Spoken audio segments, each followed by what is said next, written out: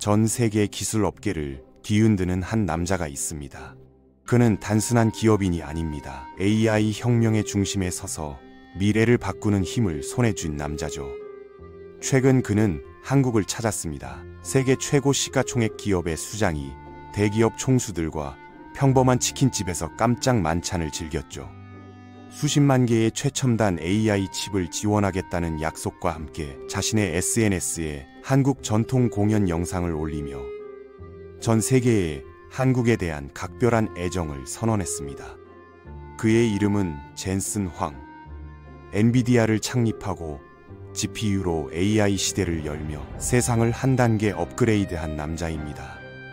오늘 우리는 그의 파란만장한 인생 역정과 한국과의 특별한 인연, 그리고 AI 시대를 만든 성공의 비밀을 파헤쳐봅니다.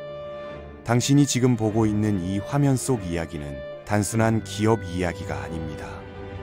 세계 경제와 기술의 판도를 바꾼 한 남자의 전쟁과 혁명, 바로 그 현장입니다. 인공지능 혁명을 이끌고 있는 최고의 기업가가 우리나라에 와서 삼성 이재용 회장, 현대차 정의선 회장과 허름한 치킨집에서 담소를 나눴다는 사실만으로도 화제가 됐는데요. 더욱 놀라운 건 그가 한국에 약 17만 개에 달하는 고성능 그래픽 프로세서를 공급하겠다고 선언한 일이었습니다. 이 엄청난 규모의 지원은 우리나라를 미국, 중국 다음으로 세 번째 AI 인프라 강국 반열에 올려놓는 역사적인 결정이었죠. 게다가 엔비디아 공식 유튜브 채널에는 한국의 국악 공연 영상이 한국어 자막과 함께 그대로 게시되면서 그의 한국 사랑이 얼마나 진심인지를 보여줬습니다. 단순히 사업적 목적의 제스처라고 치부하기엔 뭔가 더 깊은 무언가가 느껴지는데요. 실제로 젠슨 황과 한국 사이에는 수십 년에 걸친 특별한 인연과 역사가 존재했던 것입니다. 그는 1963년 대만의 수도 타이베이에서 황인훈이라는 이름으로 세상에 태어났습니다. 어린 시절부터 전자제품과 컴퓨터 게임에 완전히 매료되어 지냈던 소년이었는데요. 부모님은 경제적으로 여유롭지 않은 상황이었음에도 불구하고 아들에게 더 나은 미래를 열어주기 위해 미국 유학을 결심했습니다. 넉넉하지 않은 형편 탓에 청소와 각종 잡무를 담당하면 학비를 면제해주는 특수한 형태의 기숙학교를 선택할 수밖에 없었죠. 그렇게 겨우 9살의 어린 나이에 홀로 낯선 미국 땅에 발을 디디게 된 것입니다. 그런데 막상 도착해보니 그곳은 기대했던 일반적인 교육기관과는 거리가 멀었습니다. 첫날부터 날카로운 칼을 손에 든 룸메이트를 마주한 순간 이곳이 사실상 문제 청소년들을 관리하는 시설에 가까웠다는 걸 깨닫게 됐죠. 당시 미국 사회에 만연했던 인종 편견과 작고 왜소한 체격 때문에 매일 괴롭힘의 대상이 되었고 화장실 청소 같은 가장 힘든 일들은 언제나 그의 몫으로 돌아왔습니다. 언어의 벽과 완전히 다른 문화 환경까지 겹쳐지면서 하루하루가 고통의 연속이었다고 훗날 회상했는데요. 이런 지옥 같은 환경을 벗어나기 위한 방법은 오직 두 가지뿐이었습니다. 학교를 포기하고 떠나거나 아니면 전교 수석을 유지하면서 조기 졸업 자격을 얻는 것이었죠. 그는 후자를 택했고 악착같이 공부에 매달린 끝에 불과 16세의 나이에 고등학교 전 과정을 모두 이수해버렸습니다. 곧바로 오리건 주립대학교 전기공학과에 입학할 수 있었는데요. 바로 이곳에서 그의 인생을 완전히 바꿔놓을 만남이 기다리고 있었습니다. 오직 학업에만 집중할 줄 알았던 그가 같은 학과의 백인 여학생 로리 밀스에게 깊이 빠져들게 된 것입니다. 나이 차이가 있었기 때문에 처음에는 그녀의 관심을 끌기가 쉽지 않았는데요. 젠슨 황은 독특한 접근 방식을 선택했습니다. 그녀가 해야 할 과제들을 대신 해결해주면서 자신의 뛰어난 학업 능력을 자연스럽게 보여준 것이죠. 이런 끈기 있는 노력이 결실을 맺어 결국 두 사람은 연인관계로 발전했습니다. 지금까지도 행복한 부부로 살아가고 있는 이들은 2명의 자녀를 두고 있으며 로리는 현재 엔비디아에서 임원으로 일하면서 남편과 함께 회사를 이끌어가고 있습니다. 대학을 졸업한 후 그가 첫 번째로 입사한 회사는 다름 아닌 AMD였습니다. 정말 아이러니하게도 이 회사는 현재 엔비디아와 가장 치열한 경쟁을 벌이고 있는 라이벌이죠. AMD 입장에서 보면 자신들이 키워낸 인재가 훗날 자신들을 능가하는 거대한 경쟁 기업을 탄생시킨 셈이 된 것입니다. AMD에서 일하던 시절 그는 회사 내부의 복잡한 정치 구조와 경직된 관료 문화에 큰 회의감을 느꼈다고 합니다. 혁신적인 아이디어를 제안해도 받아들여지지 않는 경우가 많았고 의사결정이 지나치게 느리게 이루어지는 점이 답답했다고 회고했죠. 1990년대는 터미네이터 2, 주라기 공원 같은 블록버스터 영화들이 컴퓨터 그래픽스의 무한한 가능성을 보여주던 시기였습니다. 젠슨 황은 이러한 3D 그래픽 기술이 앞으로 세상을 근본적으로 변화시킬 것이라는 강한 확신을 가지고 있었습니다. 1993년 은행에서 대출받을 수 있는 상한선인 4만 달러를 빌려 2명의 동료와 함께 엔비디아를 창업했습니다. 다만 그래픽 프로세서를 개발하기에는 턱없이 부족한 금액이었죠. 다행스럽게도 구글, 애플, 페이스북 같은 미래의 거대 기업들을 일찍이 발굴에 투자했던 전설적인 투자가 돈 발렌타인이 그의 잠재력을 알아보고 약 210만 달러라는 큰 금액을 투자해줬습니다. 이 투자금 덕분에 젠슨 황은 실리콘밸리에 작은 사무 공간을 마련하고 본격적으로 그래픽 프로세서 개발에 뛰어들 수 있었습니다. 당시만 해도 3D 그래픽은 매우 한정된 영역이었고 대다수 사람들은 그 미래 가능성을 제대로 평가하지 못하고 있었습니다. 1995년 엔비디아는 사각형 픽셀 방식으로 3D를 구현하는 MV1 칩을 시장에 내놓았습니다.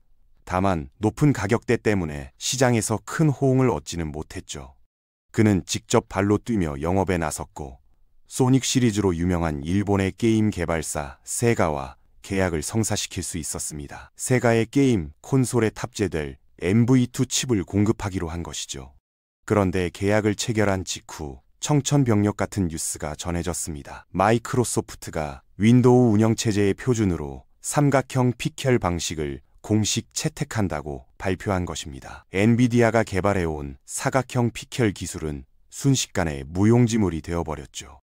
이미 세가와 맺은 계약을 이행할 수도 없고 그렇다고 위약금을 물면 회사가 문을 닫아야 하는 절체절명의 순간이었습니다. 젠슨 황은 용기를 내어 세가의 사장 이리마지리 쇼이치를 직접 찾아가 솔직하게 상황을 설명하며 계약 파기를 간청했습니다. 쇼이치는 젠슨 황이 처한 어려운 상황을 안타깝게 여겨 위약금은 요구하지 않을 테니 계약금만 반환해달라고 했죠. 놀랍게도 젠슨 황은 여기서 정말 뻔뻔할 정도로 솔직한 부탁을 했습니다. 계약금마저 돌려주면 회사가 파산하게 되니 그것도 투자의 일환으로 생각하고 도와달라고 요청한 것입니다. 놀랍게도 쇼이치는 젠슨 황의 절박함과 잠재 가능성을 보고 이 무리한 요청을 수락했습니다. 간신히 회사를 살려낸 젠슨 황은 눈물을 머금고 대대적인 구조조정에 착수했습니다. 약 100명이던 직원 수를 절반으로 줄이고 마이크로소프트 표준에 맞는 삼각형 픽셀 기반의 그래픽 프로세서 개발에 모든 역량을 쏟아부었죠. 회사가 파산 직전까지 내몰리면서 많은 직원들이 불안해했지만 젠슨 황은 남은 팀원들과 밤낮없이 일하며 새로운 기술 개발에 전력을 다했습니다. 그의 흔들리지 않는 리더십과 불굴의 의지가 회사를 다시 일으켜 세우는 핵심 동력이 되었죠. 1997년 리바 128이 출시되었고 다행히도 시장에서 긍정적인 반응을 얻었습니다. 이후 혁신적인 그래픽 프로세서 지포스 256을 선보이면서 본격적인 GPU 시대의 문을 열었습니다. 바로 이 시기가 한국에서 스타크래프트 열풍이 거세게 불면서 PC방 문화가 폭발적으로 확산되던 때였는데요. 젠슨 황은 한국의 게임 산업 성장세에 주목했습니다. 직접 용산 전자상가를 여러 차례 방문해서 그래픽 프로세서 판매를 위한 적극적인 영업 활동을 펼쳤죠. 실제로 한국 시장이 엔비디아 전체 매출에서 상당히 높은 비중을 차지했다고 합니다. 당시 이건희 회장도 게임 산업의 미래 가능성을 주목하고 있었는데 이를 계기로 젠슨 황은 삼성과 첫 인연을 맺게 되었습니다. 한국 게이머들이 엔비디아 제품에 보여준 열광적인 반응은 그에게 깊은 인상을 남겼다고 하는데요. PC방에서 밤을 새우며 게임을 즐기는 한국 젊은이들의 모습을 보면서 젠슨 황은 게임이 단순한 오락거리를 넘어 하나의 거대한 문화 현상이 될 수 있다는 확신을 갖게 되었습니다. 이런 경험이 훗날 엔비디아가 게임 시장에 대규모 투자를 집중하는 결정적 계기가 되었죠. 2000년대에 들어서면서 엔비디아는 지포스 시리즈의 연이은 성공으로 그래픽 프로세서 시장의 강자로 확고히 자리매김했습니다. 하지만 젠슨 황은 여기서 안주하지 않고 훨씬 더 큰 비전을 품고 있었습니다. 2007년 젠슨 황은 또 한 번 과감한 결정을 내렸습니다. 그래픽 프로세서로 대규모 데이터를 동시에 처리할 수 있는 병렬 연산 기술을 실현한 것이죠. 엔비디아 그래픽 프로세서에서만 작동하는 쿠다라는 소프트웨어 플랫폼을 개발했습니다. 현재 AI 구현의 핵심 기술이 된 이 소프트웨어가 엔비디아의 AI 시장 독점을 가능하게 만든 결정적 요소였는데요.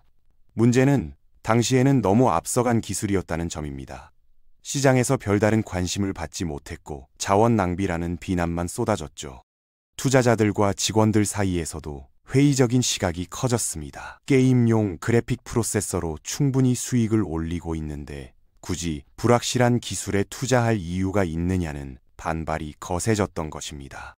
설상가상으로 2008년 리먼 브라더스 파산으로 촉발된 세계 금융위기가 엔비디아를 강타했습니다. 주가가 83% 넘게 폭락하며 회사가 다시 파산 위기에 직면했죠. 몇 년이 흘러도 주가는 회복되지 않았고 젠슨 황은 최후의 승부수를 던져야 했습니다. 2010년대 초반 딥러닝 기술에 본격적으로 투자하기 시작한 것입니다. 딥러닝은 인간 뇌의 신경망 구조를 모방해서 다층 인공신경망으로 복잡한 패턴을 학습하는 AI 기법이었는데요. 이 과정에서 가장 효율적인 처리 장치가 바로 그래픽 프로세서였고 10년 전에 만들었던 쿠다 기술이 AI에 날개를 달아줄 수 있다는 것을 간파한 것이죠. 젠슨 황의 선견지명이 빛을 발하는 결정적 순간이었습니다. 스탠포드 대학의 AI 연구진이 엔비디아 그래픽 프로세서로 놀라운 성과를 거두자 젠슨 황은 직접 대학을 찾아가 연구진들과 만났습니다. 그들이 필요로 하는 하드웨어를 무상으로 제공하며 AI 생태계 구축에 적극 앞장섰죠. 구글, 페이스북, 아마존 같은 거대 기술 기업들도 AI 연구를 위해 엔비디아 제품을 대량으로 구매하기 시작했습니다. 젠슨 황이 오랜 시간 준비해온 AI 혁명의 기반이 드디어 현실로 다가오고 있었던 것입니다. 2012년 토론토 대학의 알렉스 크리제브스키가 엔비디아 GPU로 구동한 AI가 이미지 인식 대회에서 기존 최고 기록을 완전히 뒤엎는 성과를 달성했습니다. 이 사건이 AI 붐의 출발점이 되었다고 평가받고 있죠. 2016년 구글 딥마인드의 알파고가 이세돌 9단을 꺾으며 전 세계가 AI의 무한한 가능성에 주목하게 되었습니다. 알파고 역시 엔비디아의 GPU로 학습되고 구동되었다는 사실이 알려지면서 엔비디아 주가는 본격적인 상승 궤도에 오르기 시작했죠. 테슬라의 일론 머스크, 오픈 SI의 샘 알트만 등 AI 업계의 핵심 인물들이 모두 엔비디아와 파트너십을 체결하며 젠슨 황의 입지는 더욱 견고해졌습니다. 그의 20년을 내다본 장기 투자가 결실을 맺기 시작한 것이죠.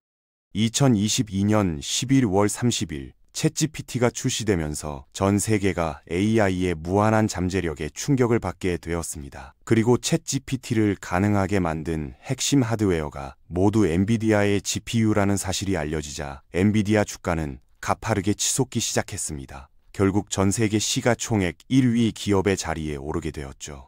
다른 기업들도 그래픽 프로세서를 제조하는데 왜 엔비디아만 AI 하드웨어 시장을 독점하고 있을까요? 바로 젠슨 황의 선견지명으로 개발한 쿠다가 이미 생태계 전체를 장악했기 때문입니다. 엔비디아 제품만이 쿠다를 사용할 수 있죠. 마이크로소프트 윈도우가 컴퓨터 운영체제 시장을 독점하고 있어서 우리가 다른 운영체제는 거의 사용하지 않는 것과 같은 현상입니다. 전 세계 AI 개발자들이 쿠다에 익숙해져 있고 수많은 AI 소프트웨어들이 쿠다 기반으로 제작되어 있어서 다른 기업 제품으로 전환하는 것이 사실상 불가능한 상황이 된 것입니다. 이런 젠슨 황이 우리에게 강조하는 인생에서 가장 중요한 원칙이 있습니다. 바로 실패를 두려워하지 않고 도전하는 정신이죠. 그는 실패 경험이 없는 사람은 진정한 혁신을 만들어낼 수 없다고 말합니다. 엔비디아가 파산 위기를 여러 차례 넘겼던 경험이 오히려 회사를 더 강하게 만들었다고 그는 회고하는데요. 위기 상황에서 내린 과감한 결정들이 결국 엔비디아를 오늘날의 위치까지 끌어올렸다는 것이죠.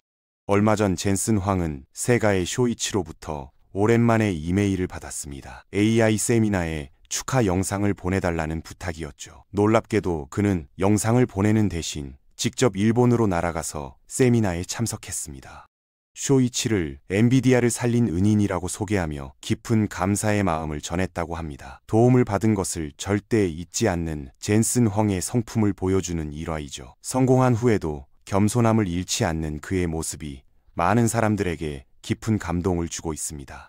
한국 역시 게임과 PC방 산업의 폭발적 성장으로 엔비디아 그래픽 프로세서 매출 향상에 크게 기여했습니다. 젠슨 황이 이번에 한국을 먼저 찾아와서 27만 장의 그래픽 프로세서를 제공하고 각별한 감사의 마음을 표현한 것도 이런 오래된 인연에 대한 보답이 아닐까 생각됩니다. 젠슨 황의 성공은 단순한 한 기업인의 승리가 아닙니다. 그가 걸어온 길은 미래를 어떻게 만들어가는가에 대한 가장 현실적인 답이기도 하죠. 세상이 보지 못한 기술을 먼저 바라보는 눈, 수많은 실패를 발판으로 삼는 집념, 그리고 자신이 받은 도움을 잊지 않고 다시 세상에 돌려주는 마음.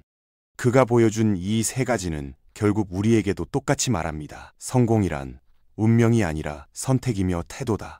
오늘 우리가 바라본 젠슨 황의 이야기는 끝났지만 그가 바꿔놓은 AI 시대는 이제 막 시작됐습니다. 그리고 그 변화의 물결은 지금 이 순간에도 우리 모두의 삶을 다시 쓰고 있습니다. 우리는 지금 역사의 한 장면을 목격하고 있습니다. 그 중심에 선 한 사람의 이름과 함께요.